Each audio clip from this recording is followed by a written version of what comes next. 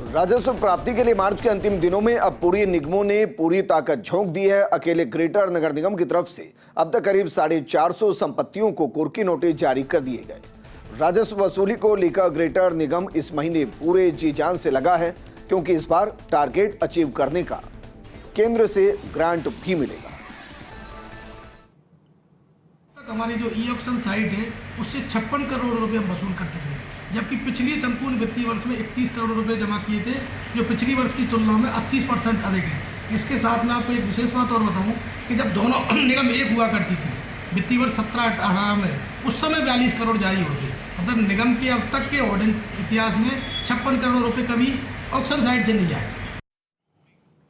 धुलंडी के अवकाश के बाद आज आमेर महल में सैलानियों की लंबी कतारें नजर आई। हजारों की तादाद में पर्यटक सुबह से ही आमेर महल पहुंचना शुरू हो गए। ऐसे में कनक घाटी से लेकर आमेर तक लंबा जाम लग गया। पर्यटक वाहनों को मैनेज करने में पर्यटन सहायता बल, होमगार्ड्स और पुरातत्व विभाग के कर्मचारी मशक्कत करते नजर आए। सबसे ज्यादा क्रेज हाथी सवारी को लेकर दिखा। हाथी स्टैंड में अपनी बारी के इंतजार में पर्यटकों की लंबी कतारें नजर आई। आमेर महल अधीक्षक राकेश छोलक ने बताया कि अवकाश के बाद पर्यटकों की जोरदार आवक अपेक्षित थी, इसलिए पहले से इंतजाम किए गए थे। हाथी सवारी का 1 अप्रैल से शुरू होने वाला ग्रीष्मकालीन टाइम रोस्टर भी जारी कर दिया गया।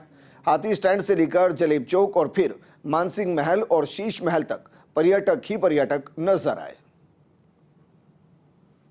यहाँ का आमेर की बोट की ये पहली एलिफेंट की जो राइड है, ये पहली बार, ये दूसरी लाइन है। एक तो होली के दिन थी और ये होली के दुल्हन की दूसरे रोज़ की लाइन सबसे बड़ी लाइन है।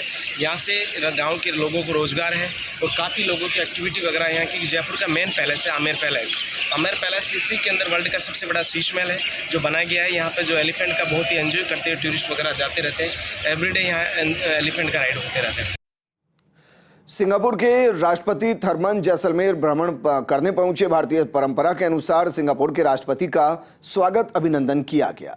जैसलमेर कलेक्टर प्रताप सिंह और एसपी सुधीर चौधरी ने उनकी अगवानी की। सिंगापुर के राष्ट्रपति थर्मन ने जैसलमेर के दर्शनीय स्थलों और पोखरण का भ्रमण किया। इस दौरान उन्होंने 5 समूह में बनी जैसलमेर की पटवा हवेलियों की बनावट और उनके इतिहास के बारे में विस्तार से जानकारी ली। सिंगापुर के राष्ट्रपति थर्मन की सुरक्षा के पुख्ता बंदोबस्त किए गए। पुलिस और आरएसी के जवान तैनात किए गए। आपको बता दें कि सिंगापुर के राष्ट्रपति थर्मन 4 दिवसीय यात्रा पर हैं। जैसलमेर शहर और सम सेंट ड्यू सहित अन्य आसपास के पर्यटन स्थलों को देखेंगे।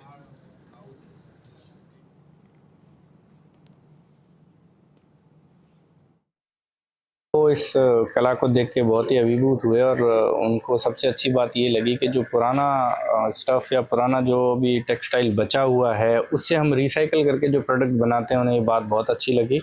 उन्होंने इन आर्टिजन को प्रोत्साहित करने के लिए इनके हाथ की बनी हुई 3 वस्तुएं भी ली, जिसमें एक वॉल हैंगिंग था, एक रनर था और एक टेबल कवर था। और उन्होंने ये भी कहा कि भाई जिस तरीके के मेले हमारे सिंगापुर में लगते हैं तो वहाँ पार्टिसिपेट करने के लिए अगर आपको कुछ चाहिए तो आप हमारे ईमेल करिए, हम आपको जो भी बेस्ट सपोर्ट होगा हम देंगे। जयपुर एसीबी ने आज जयपुर में तैनात पीएफ के प्रवर्तन अधिकारी को 1.5 लाख रुपए की रिश्वत लेते हुए ट्रैप किया। एसीबी ने प्रवर्तन अधिकारी के आवास और अन्य ठिकानों पर सर्च किया।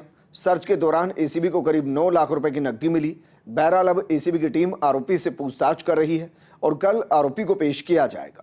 एसीबी मुख्यालय में परिवादी ने शिकायत दी थी कि उसकी फर्म की 5 साल की इंस्पेक्शन रिपोर्ट तैयार करने के एवज में प्रतिवर्ष 50,000 रुपए के हिसाब से कुल 2.5 लाख रुपए रिश्वत राशि की मांग करके आरोपी दीपक परेशान कर रहा है।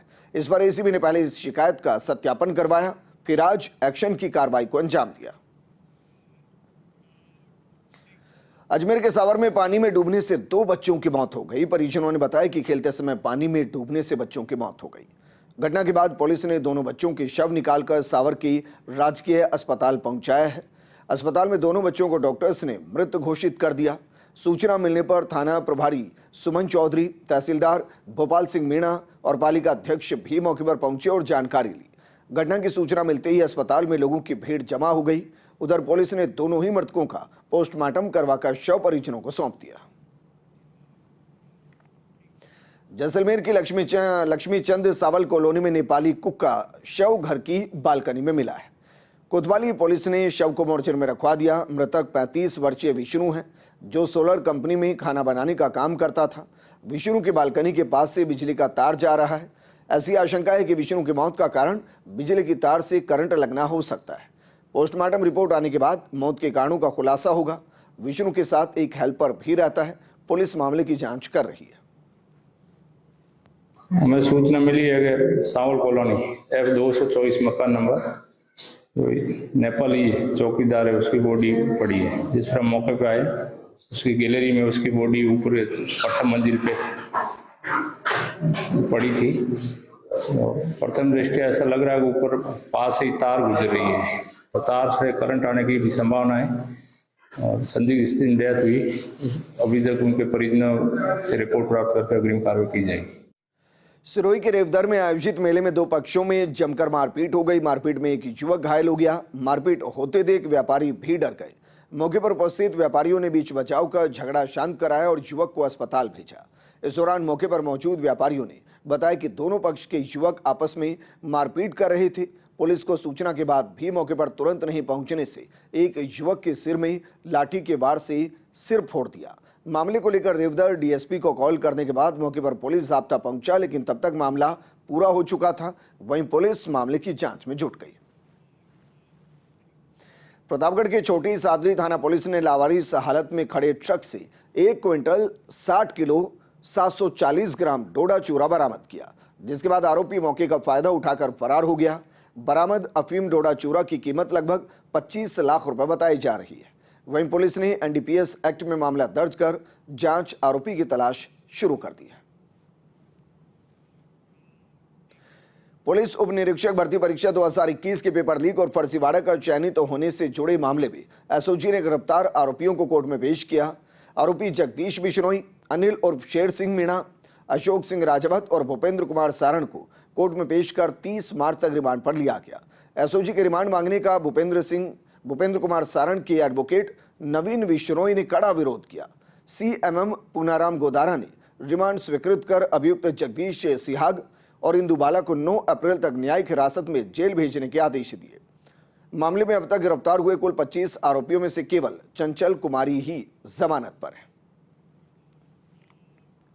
जयपुर के वैशाली नगर में डॉक्टर के घर पर 2 माह पहले काम पर लगी नौकरानी ने मौका पाकर अलमारी से 10 लाख रुपए नगद और 50 लाख से ज्यादा की ज्वेलरी चुरा ली, जिसकी सूचना मिलने पर मौके पर पहुंची वैशाली नगर थाना पुलिस ने पीछा करके चोरी करने वाली नौकरानी को गिरफ्तार कर लिया।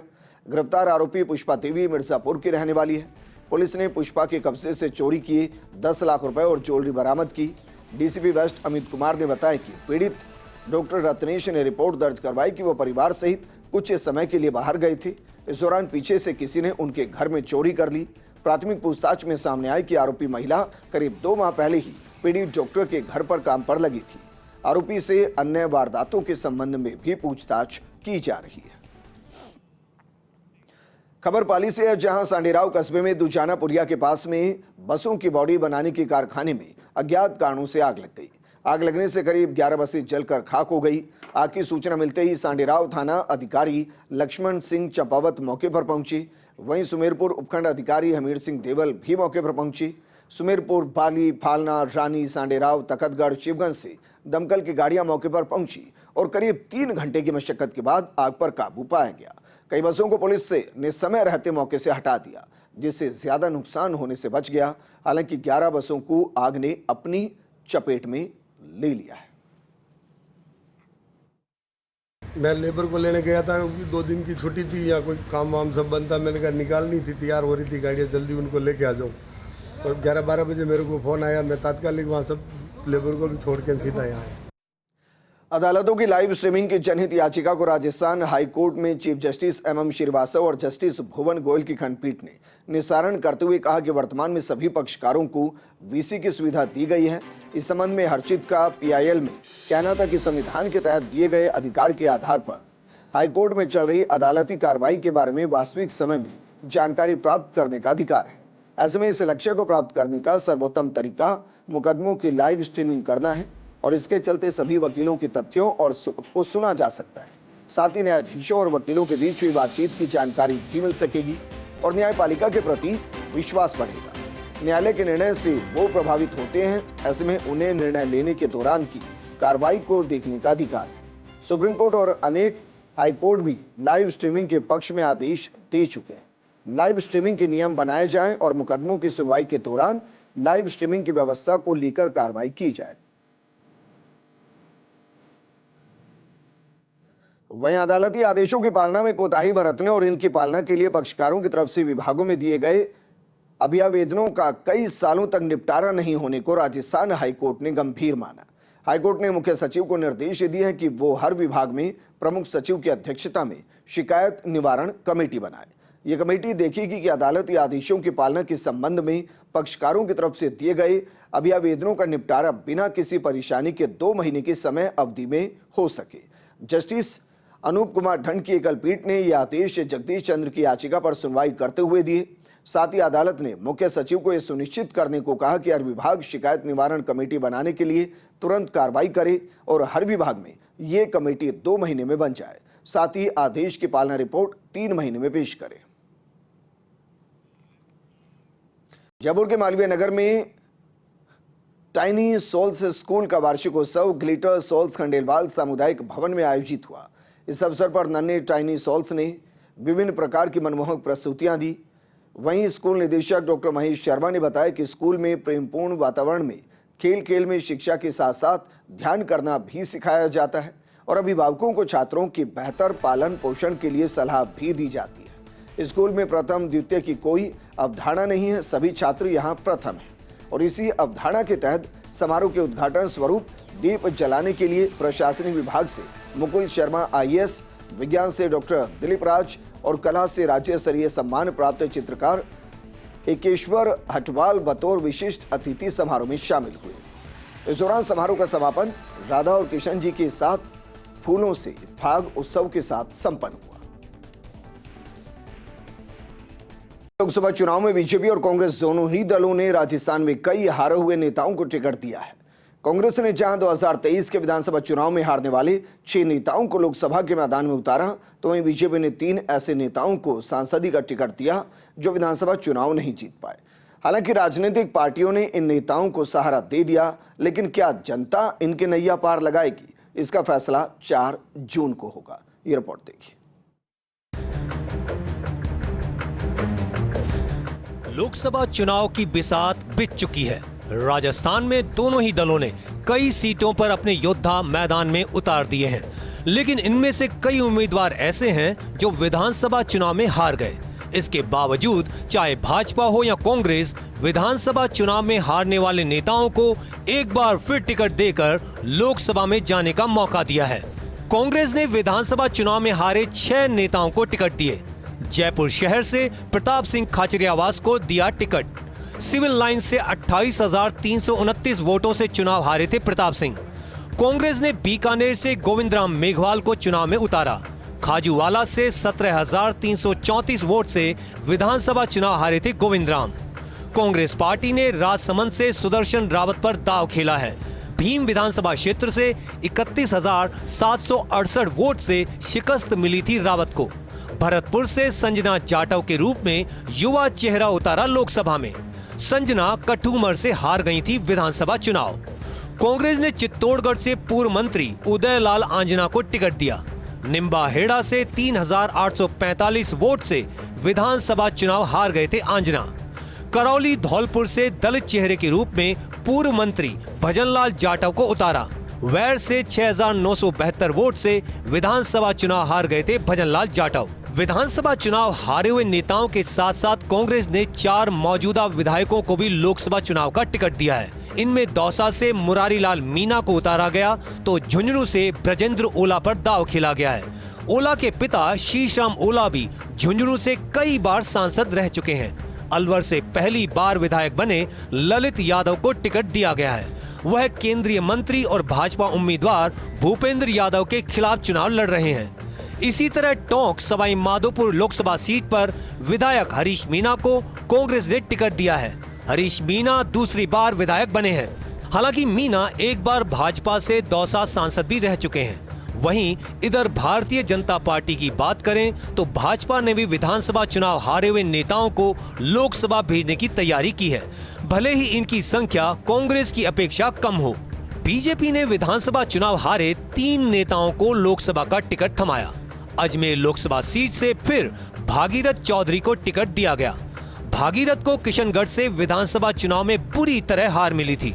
करीब 38,000 वोट लेकर तीसरे नंबर पर रहे थे भागीरथ चौधरी। झुंझुनू लोकसभा सीट से शुभकरण चौधरी को उम्मीदवार बनाया।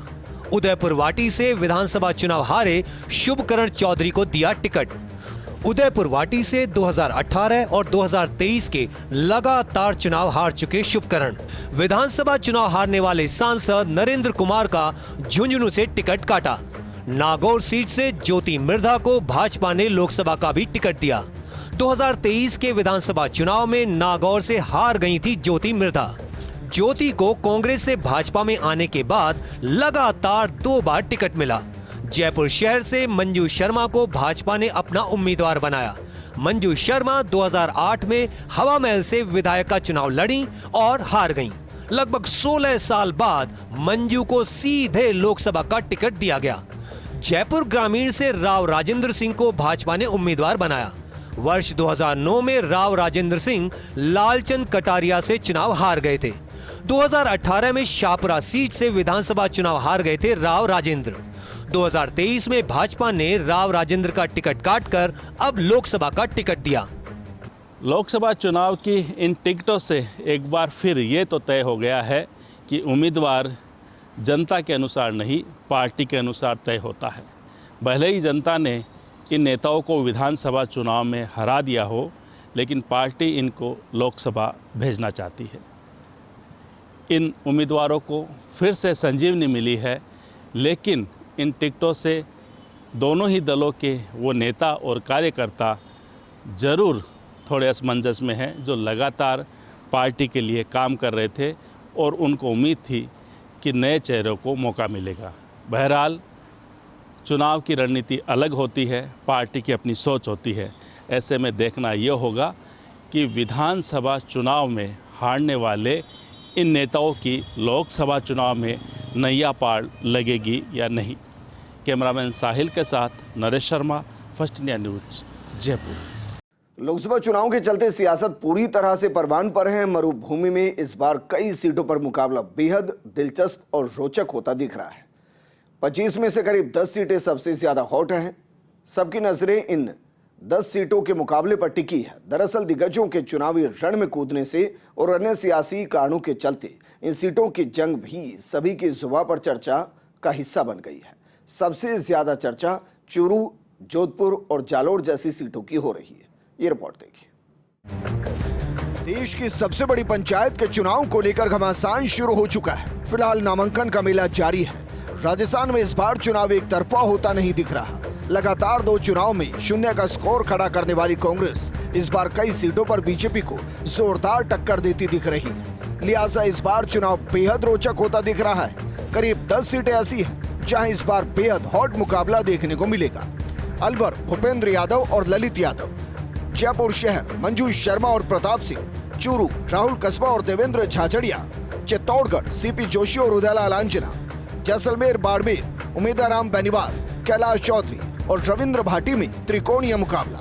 नागौर ज्योति मिर्धा और हनुमान बेनीवाल, जोधपुर गजेंद्र सिंह शेखावत और करण सिंह उचियाड़ा, टोंक सवाई माधोपुर सुखबीर सिंह जोनापुरिया और हरीश मीणा, सीकर सुमेधानंद सरस्वती और अमराराम, कोटा बूंदी ओम बिरला और प्रहलाद गुंजर। इन टॉप 10 सीटों के मुकाबलों की जंग पर सभी की नजरें टिकी हुई हैं। मुकाबला रोचक होने के साथ भीतरघात यहां सबसे बड़ा फैक्टर साबित होगा।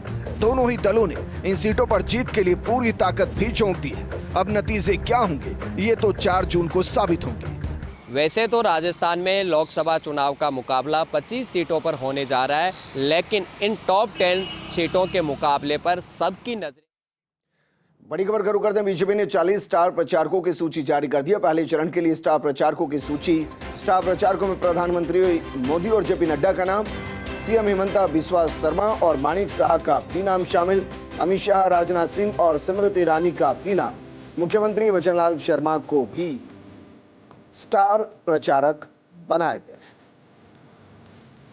तो बड़ी खबर, 40 स्टार प्रचारकों की सूची बीजेपी ने जारी किया और उसमें प्रधानमंत्री मोदी हैं, जेपी नड्डा हैं, सीएम हिमंत बिस्वा शर्मा हैं, माणिक साहा हैं, अमित शाह हैं, राजनाथ सिंह हैं, स्मृति ईरानी हैं, मुख्यमंत्री वजरलाल शर्मा को भी स्टार प्रचारक बनाया गया। पहले चरण के लिए स्टार प्रचारकों की सूची जारी की गई।